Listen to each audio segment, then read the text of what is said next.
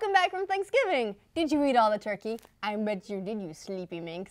It's time for the Know-It-All. This week we'll do our best to dazzle you with the new game leaks, the nostalgic movies, and humans are going to Mars. I'm Ashley Jenkins. And I'm Meg Turney. If you want any additional details on the stories we're about to cover, just click the annotation or the link in the description and we'll take you to the full news update. So, as always, let's start off with the biggest headlines in video games.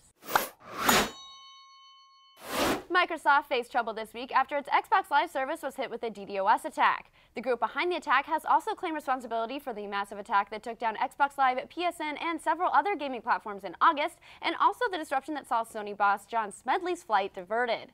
They most recently took down the Steam store last night and have teased that more is coming this Christmas. That's not what I want for Christmas, guys. Ho, ho, ho.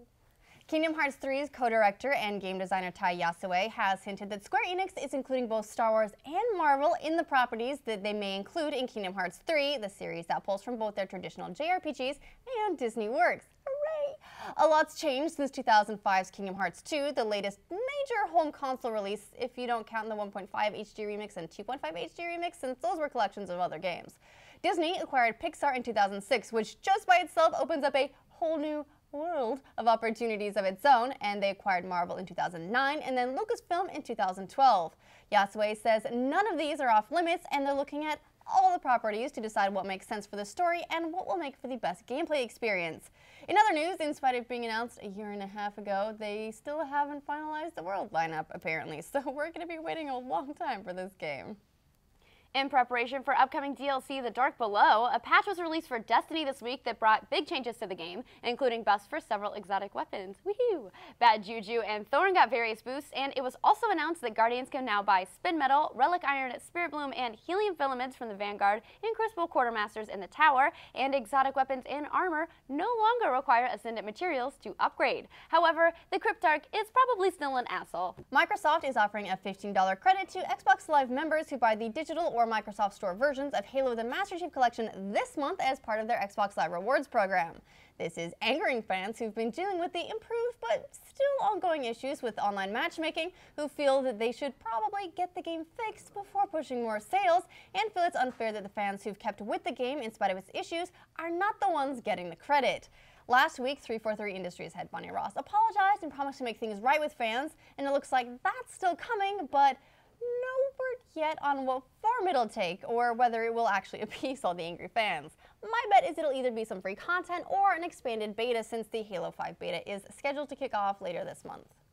To celebrate the 20th anniversary of PlayStation's glorious existence, argue about whether or not you agree with that in the comments down below, Sony unveiled a special limited edition PS4 that borrows heavily from the color scheme of the original. Only 12,300 units will be available, which is kind of an odd number, and each system will be individually numbered. It'll cost $499 in the US, 499 euros in Europe, which is not the same price for some reason, 49,800 yen in Japan, and there's a full unboxing of the system in the full news update. Beware, it's glorious. So damn glorious. Nintendo is discontinuing the 3DS XL in Japan to focus on their weirdly named new 3DS XL, or LL as it's called in Japan, but that doesn't mean they're just looking forward. The company has filed in the US for a patent on Game Boy emulation, specifically with an eye to smartphones, PCs, and those CPAC screens that you find in planes and trains, which has some fans saying, "Hooray, hallelujah, now please give me the Pokemons on my phone." But then there are other fans who are feeling a little bit less easy. If Nintendo does obtain this patent, they'll then have the legal grounds to shut down existing community-made emulators. Currently, emulators are technically legal, it's the games that aren't. This would give Nintendo the power to go after the emulators themselves and require people to go through theirs instead and pay, like, real money for those actual games. An online petition to get GTA 5 removed from Target shelves in Australia was successful this week, as the company announced they would no longer sell the monster hit in their Australian stores, despite it already carrying an R18+ rating, which makes it illegal to sell to minors. The petition that caused the ruckus had more than 40,000 signatures at the time of Target's announcement and was called Target: Withdraw Grand Theft Auto 5. This sickening game encourages players to commit sexual violence and kill women. Another retailer, Kmart, has since decided to follow in Target's footsteps and has also pulled the game from its shelves. In the wise words of one Taylor Swift, haters gonna hate, hate, hate, hate, hate. This week, Valve has implemented support for live streaming on their digital gaming platform Steam, and while it might at first glance be easily compared to other streaming options like Twitch, Valve's focus seems to be much more oriented towards working within your community circles rather than necessarily broadcasting to the world, though that's also supported. It's currently in beta, but once you opt in, you can set permission as to whether friends can watch you automatically or whether they have to ask, or whether just anyone can creep on your games. Unlike Twitch, in which you deliberately begin broadcasting, Steam will begin the broadcast when someone starts watching and end when you stop playing. Those who choose to fully open their broadcasts will now show up in the hub for whatever game they're playing, creating an entirely new way to check out the games you're thinking about picking up for yourself. And probably a brand new way to creep on people. Ubisoft has had kind of a rough go of it lately, hot on the heels of their announcement that they'll be gifting players with Assassin's Creed Unity's first DLC to make up for Unity's obvious troubles. They suffered another setback, this time in the form of a leak. Kotaku posted information on next year's Assassin's Creed title, for now codenamed Victory, which will be set in Victoria-era London. Pip pip cheerio. A new proof of concept video that they were shown showcased a new grappling hook weapon for the protagonist assassin and several fights on moving carriages. Ubisoft was not too pleased with the leak, which you probably could have guessed, and they sent out a press release calling the leak disappointing, which they sent to several news outlets that did not include Kotaku. So it's probably safe to say you're not invited to Ubisoft's birthday party, Kotaku. For a full hour and bonus minute of video game discussion, join us on The Patch for the return of Gus and our take on all this week's big developments. And over on the leaderboard, we discuss hand injuries and also more possible not cheating type stuff that happened at DreamHack. Now, let's talk about movies and TV, because there was a lot of that this week. The 24th Bond film was announced yesterday and will be called Spectre. Daniel Craig will reprise his role as Bond and will be joined this time around by Guardians of the Galaxy's Dave Bautista, Ben Whishaw, Andrew Scott, and Ralph Fiennes. Monica Bellucci will make her debut in the series as the franchise's oldest Bond lady at the age of 50. Who is still so smoking hot. So hot. And will be joined by Inglourious Basterds' Léa Seydoux. Most excitingly, Christoph Waltz will also be included in the cast, and now I can't not see it because I love him. The all-new Aston Martin DB10, which is made exclusively for the film, was also unveiled, and oh my god, it's so sexy.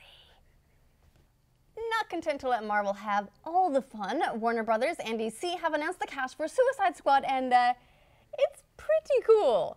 If you don't know what Suicide Squad is, think of it like Justice League, right? Except it's villains. They get nabbed, they agree to execute high-risk missions for the government, they get a commuted sentence. Hence the revolving door of the DC universe, where all the villains are immediately back out on the street. DC alum Tom Hardy will play squad leader Rick Flag, Will Smith will play Deadshot, Jared Leto will play the Joker, Margot Robbie will play Harley Quinn, Jai Courtney will play Captain Boomerang, and Cara Delevingne will play Enchantress. No confirmation yet on who will play the squad's handler, Amanda Waller. But reportedly, Oprah Winfrey is being sought for the role. Unlikely, she's a great actress, but I don't know if she'd want to be in a DC movie. It's like, you get a mission, and you get a mission, and you get a mission. Octavia Spencer and Viola Davis are also reportedly being considered for the role that Angela Bassett played in Green Lantern. More Jai Courtney news. I love him. A new trailer for the upcoming Terminator Genesis was released yesterday, and honestly, it's not awful. Emilia Clarke plays Sarah Connor, and through some sort of magic actually manages to make her voice sound exactly like Linda Hamilton. It's awesome. Jai Courtney will play Kyle Reese, wink. Matt Smith is some sort of mystery character we haven't gotten the dirt on just yet, and the Governator himself, Mr. Arnold Schwarzenegger, will reprise his role as the Terminator. The film is set to hit theaters next summer, and oh my gosh, the trailer actually has Come With Me If You Want to Live, and I'll be back. It seems like we've got some serious deja vu going on lately with Star Wars, Jurassic Park, Terminator. The 90s are back, people. What other movie franchises can we possibly mine for a little bit of nostalgia, or that sequel that will just smother all the warm feelings in your heart? Everyone's trying to figure that out, and we peeked in on one planning meeting to see what other movies we might expect to see make a comeback. So let's check that out. All right, guys, we gotta get on this 90s train. Last week, they announced a new Jurassic Park movie. This week, they announced that PlayStation Anniversary Edition and a new Terminator movie. Actually, Terminator's from the 80s. No, nobody calls it the 80s anymore. The 80s aren't cool now. We're trying to rebrand the whole thing as the prequel to the 90s. So what do we call it? Called the 90s Episode 1. See, in the last few years, 80s content has been huge for remakes. G.I. Joe, Transformers, Teenage Mutant Ninja Turtles. But I didn't get in this business to remake a bunch of 80s stuff. I want to remake 90s stuff. So, What was big in the 90s? There's Terminator, Yeah. Jurassic Park. I didn't know that one. Yeah, Independence Day. Oh, there we go. Independence Day. I like that one. Let's make that one. It's already being remade. Oh. All right. Well, put a note in the calendar. 5 years from now, we'll remake the remake. The first draft has already been made. All right. Ooh, Titanic. Yeah, Titanic. What was that one again? You've never heard of Titanic. No, is there robots in it? There's a big boat that sank. Boat that sank. Did the boat sink because Will Smith put a bomb on it? No, it was ice. Tell me there was at least dinosaurs in this thing. There's like a super old lady. Well, that sounds awesome. So there's no dinosaurs, there's no Will Smith, and there's no robots. That sounds like nothing that came out of the 90s. Fuck that movie. Probably wouldn't make any money at the box office. What about video games? Doom was big. GoldenEye. GoldenEye, yeah, best game ever made. I mean, I haven't played it in like 20 years, but I'm sure it holds up perfectly well, right? Yeah, I'm sure. Yeah, okay, well, there you go. Why don't we make the movie adaptation of GoldenEye? Bam! Done! Green light. Get to work, boys. Do you want to tell him or should I? I need this job. I do too. Just write it. Write it.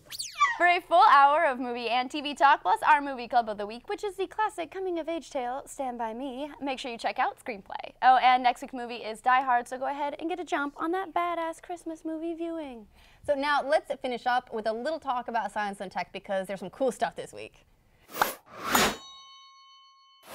First off, good news. We're going to Mars. Not like that Mars One reality show, but like actual astronauts for actual science. NASA has outlined a plan to land astronauts on an asteroid in the next 10 years and set off for Mars in the 2030s to study the red planet and find out whether it ever supported life, since signs point to it having been capable of doing so at some point. The first step of the plan happened earlier today with the first unmanned test of the Orion spacecraft, which is intended to eventually support the Mars mission. The ISS is working on communications technologies and studying how human biology reacts to space, which will probably be important. And NASA is working on their Space Launch System rocket to power the trip, also probably important. Next, scary news, which I somehow am saying with a smile for some reason. A group of international scientists and astronauts have gathered together to hunt down rogue asteroids, which is the scariest phrase I've ever heard, that may be capable of, if not total world devastation, since most of those have already been dealt with, then at least total city devastation. Their concern is with these smaller asteroids, like 165 feet across small, so, you know, kind of small. This follows the asteroid that burned up in the atmosphere over Russia last year, which caused 1,500 injuries just through its shockwave.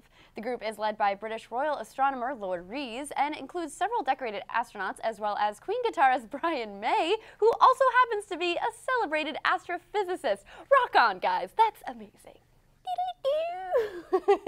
And to end on a super warm and fuzzy note, one of the most prestigious scientists of our time, Stephen Hawking, has sided with Bernie, and once again warned that AI, once sufficiently developed, will spell the end of humanity. Interestingly, he doesn't think it has anything to do with AI actually killing us for our own good or anything like that. It's actually because since humans are tied to the speed of biological evolution, which isn't fast and AI wouldn't be, it could redesign and improve upon itself at increasing speeds, and humans just wouldn't be able to compete with that. Elon Musk, the entrepreneur behind SpaceX, who's also implementing autopilot into his Tesla electric cars, agrees that AI is the single biggest existential threat humanity will face, but apparently not enough to pass by that convenience. So, start picking out your cyborg parts now. I think Meg needs to get like an Iron Man hand, like shh, except instead of like lasers coming out, it's just confetti. She'll have just like a hand popper.